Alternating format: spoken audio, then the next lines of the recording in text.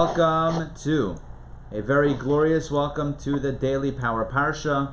I am your host, Rabbi Ari, and you are you, wherever you are, whether here in Atlanta or elsewhere. It is great to study Torah together with you.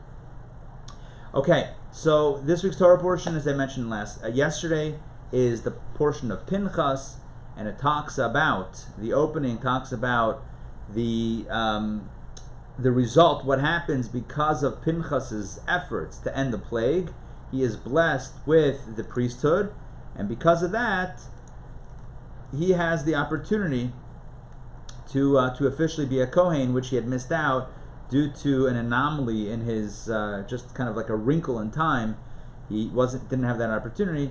This action brought him the covenant of peace. We spoke about the themes of stepping up to the plate and not relying on others and taking initiative, all the wonderful things themes we spoke about yesterday. We have more to talk about today, and we're going to, I'm going to share my screen with you in a moment, but first, let's take, there we go. Okay, I'm sharing this with you now. I got the right spot. Let's do this. Hold on. It's going to happen. Find the right button. Got it. Perfect. Okay, reading 3. This is Tuesday, third day of the week. Let's jump right in. So, if you recall, we spoke yesterday about after there was a plague that broke out because of the immorality of the Jewish people, the indecent behavior that the Jewish men were engaged in. 24,000 are killed in a plague. Pinchas does what he does, and the plague stops. And then God says, count the people. Count the Jewish people. Again, same count, military age, 20 to 60, Jewish men. And it was around 601,000 and change. Well, in this reading, we talk about the counting of the Levites. But before we count the Levites, there's a very interesting section which speaks about how to divide the land of Israel amongst all the tribes. Because we just counted, once again, all the tribes and all the tribal families, and it's at the end of the 40 years of wandering, so now the Jews are about to go in. So how do you divide the land? Who gets what? You have a big piece of land, the land of Israel. How do you go about apportioning it to everybody? So take a look at what the Torah says. God spoke to Moses. Look what he says, verse 53. You shall apportion the land among these as an inheritance, among these tribes and families, as an inheritance in accordance with the number of names. In other words, the number of family names per tribe dictates the size of the tribe, and that will dictate how much land they get. Does that make sense? Yeah? A bigger tribe requires more land. You got more housing, more land. A smaller tribe, less land. And exactly that the Torah continues very logically. 54, God continues, to the large tribe you shall give a larger inheritance, and to a smaller tribe you shall give a smaller inheritance. Rocket science, right? Each person shall be given an inheritance according to his number. Now, take a look at this. Then the Torah pivots. God's command pivots. Only through Lot. You know what Lot is? Not that nephew of Abraham back in the book of Genesis. No. Lot. Lottery. Only through Lot shall the land be apportioned. They shall inherit it according to the names of their fathers' tribes. Which seems to be contradictory. We just said that there should be a logical division of the land based on numbers. Take a census. Well, they just did. They took a census. You know how many Jewish families within each tribe there are? 12 tribes. You know how many families and people there are per tribe. So therefore, you divide the land logically. More tribal population, more land, etc. Suddenly, verse 55, it says, you divide it based on the lot. Based on a gorel. That means you draw a lottery. You draw... What's going on? Is it random? Or is it deliberate? Is it a rational, logical consideration, or is it up to chance? What's going on here? I'm going to get back to that question in a moment. And I want to share with you Rashi's commentary, which is really beautiful. The inheritance, the Torah once again says in 56, the inheritance shall be a portion between the numerous and the few according to the lot, the lottery. So what's going on? Is it lottery? Is it logical? You can't have both. Lottery is random, and the division according to numbers is logical. So what is it? Take a look at Rashi. I just toggled Rashi's commentary. Take a look at what it says.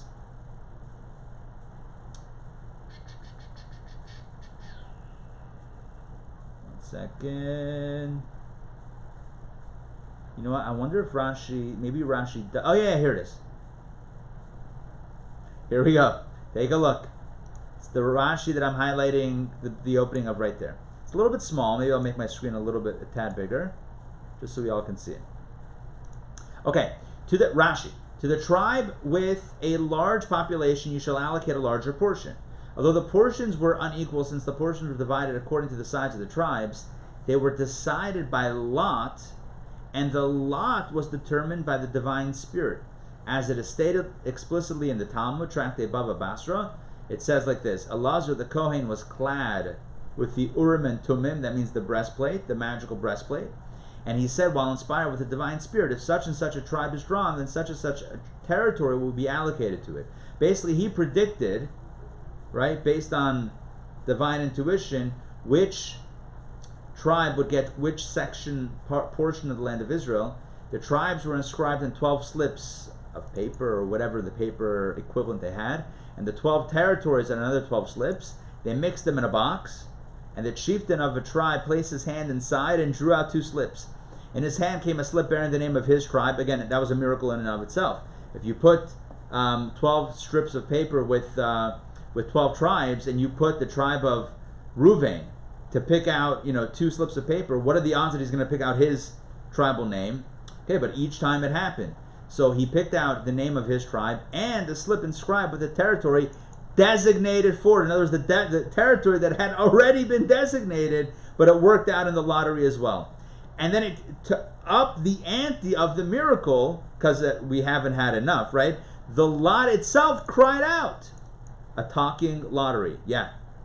Not a narrator, not the host of the lottery show. No, not the host of the the state lottery every night at 7 p.m. or whenever they do it. No, the lot itself cried out, saying, I am the lot drawn for such and such a territory, for such and such a tribe. As it says, according to the lot. The Hebrew says, al pi hagoral. Al pi means on the mouth of the goral. It also colloquially is translated as by the lot, or according to the lot, but literally it means by the mouth of the lot, which is an allusion, hints to the fact that the lot actually spoke and said, such and such territory for such and such tribe. Oh, you're bouncing? It's here? Hold on, guys, 1 second. You loaded? No, it just came. Okay, can you tell me right before you get on? Yeah. Or everyone's getting on now? Oh, I just saw it come. Okay. Thank you. Quick update and announcement. My son Mendel is going to camp. Don't worry, tested for COVID. Everyone's tested and they're very safe. But thanks for asking. No, I'm kidding. Everyone's safe, Baruch Hashem. But his bus just arrived, and I need to help to say goodbye in a moment. So we're going to do a shorter version of Daily Parsha. So let me get to the point over here. So Rashi's telling us that there were multiple miracles. Number one, it was divinely ordained. So a few things. Number one, it was ordained based on logic. More tribe, more land. Done. Secondly, it was ordained by the Urim V'Tumim, by the divine breastplate that had an element of prophecy. The third step was the lot was a miraculous picking of the lot. It all worked out based on everything that made sense and based on what had been predicted. And then fourth of all, the lot itself cried out. So what's the bottom line?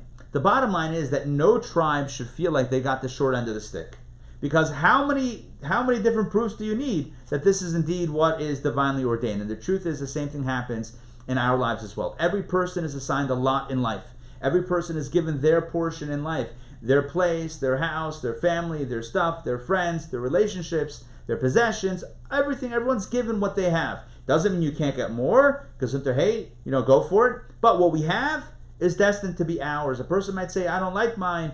Why does somebody else have it? They have my stuff. We get jealous, we get envious, etc. The Torah tells us it's all based on the lottery. Don't get jealous. Appreciate what you have and recognize that it's all designated for us. What we have is divinely ordained. So that's lesson number 1. I want to do one more lesson. Again, my apologies, but we're going to have an abbreviated version today of DPP. Okay. If I say abbreviated, might as well abbreviate Daily Power Parsha.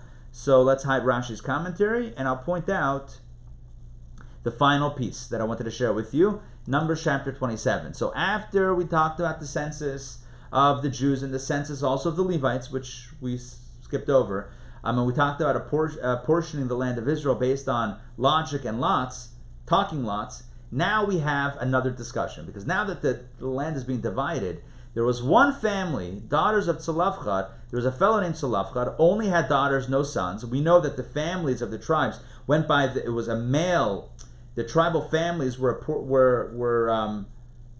divided by the males, right? So the sons carried on the tribal lineage. The daughters, when they got married, would take on the tribal lineage of their husbands. But here we had a family, Tzalafchad's family, who only had 5 daughters and no sons. So what happens? Take a look. Verse 2. They stood before Moses and before Elazar the Kohen and before the chieftains and the entire congregation. And what did they say? Look, verse 3. Our father died in the desert. But he was not in the assembly of that banded together against the Lord in Korach's assembly. But he died for his own sin. In other words, he's not part of that whole kerfuffle of Korach that we just read about last week. 2 weeks ago, sorry. But he died for his own sins. But either way, he passed away. So there's no male in the family. It's our mother and us. Only a bunch of only women. So what's going on? Why should our father's name be eliminated from his family because he had no son?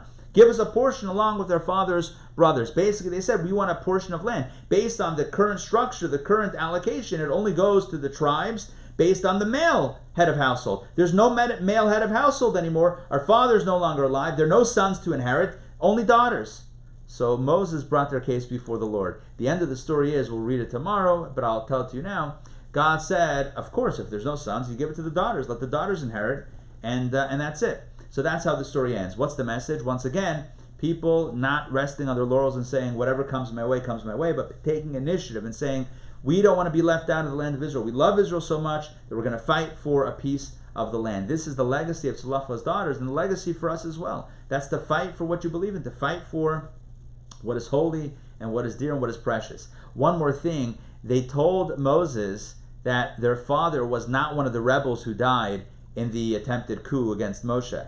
That's why the Rebbe explains Moses brought their case before the Lord. Moshe could have said on his own, makes sense that we should give you land, but Moshe was already flattered by them. They told him, no, our father was on your side. He was loyal to you. He wasn't one of the dissidents that were disloyal to you. Once he heard that, he was not objective anymore. So he said, I can't judge your case, what should be done with the land, because if I say give him land, it might be because they flattered me or they told me that they were on my side. This becomes a teaching, a moral and ethical legal teaching when it comes to judges or any case that we might have bias. We have to be very careful about personal bias and make sure that we're not judging or deciding based on our own personal, what we have skin in the game, whatever situation that might be. So we got to be objective. That's the final message.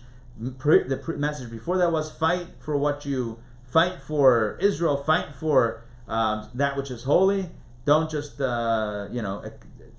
rest and not pursue it. Pursue it with effort. And the first message we said, I'm just going back in backwards order, is recognize that what God has given you is a gift, and you should be grateful. We should all be grateful for the blessings that we have. All right, that is it for today. So again, my apologies, an abbreviated Power Parsha, Daily Power Parsha. Hope you enjoyed it. Next week, same extended version. But for today, that is it. I am going to see my son off for camp. All right, thank you all. Hope you enjoyed. Thank you. Safe travel. Thank you. So you don't have to drive. Thank God. No 2-hour drive. It's very simple. They pulled up at Chabad and that's it. Door to door. So, all right. We'll see everybody. Take care. Thank you. Thank you. Appreciate it. All right. Take care all.